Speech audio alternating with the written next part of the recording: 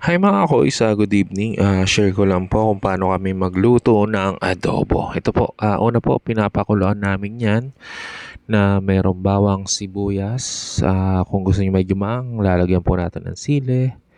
And then, niready na rin po namin yung kawali. After po mapakuluan, yan po, pinipirito po namin siya. To the extent na gusto niyo kung gaano siya katostado. Ayan po. After po niyan, pagkapirito, aanguin po namin and then igigisa na po uli natin siya sa sibuyas at bawang. Nagdadagdag po kami ng butter para for extra lasa. Ayan po. Yan, ayaw pa malaglag. Laglag mo. Yan. Yan po. Tapos po niyan, pag medyo natunaw na po yung butter, lalaglag na po natin ang bawang.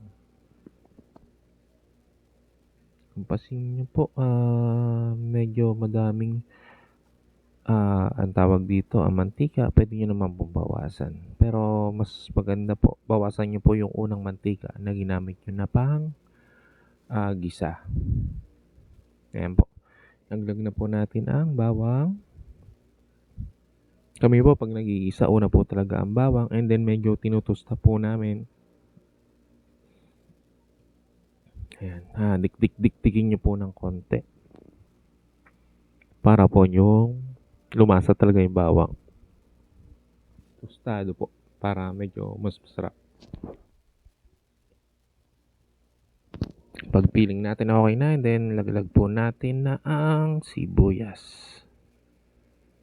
Ganun sa same pa rin po yung magpipiling ano tayo. Piling chef or cook.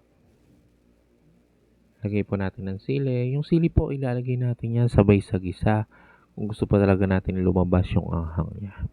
Nabili po namin sili medyo tuyo na kaya parang hindi masyadong umanghang. Yan. Pero masarap yan talaga yung alam naman na adobo. Masarap siya pag maanghang. Pero depende pa rin po yung mga kasama natin kasi sa bahay. Iba-iba. Iba gusto maanghang, iba yung gusto yung sakto lang. Ayan po. Binalig na po natin yung mga pinirito natin. Ayan, piling kukuli. Alog-alog. Ayan.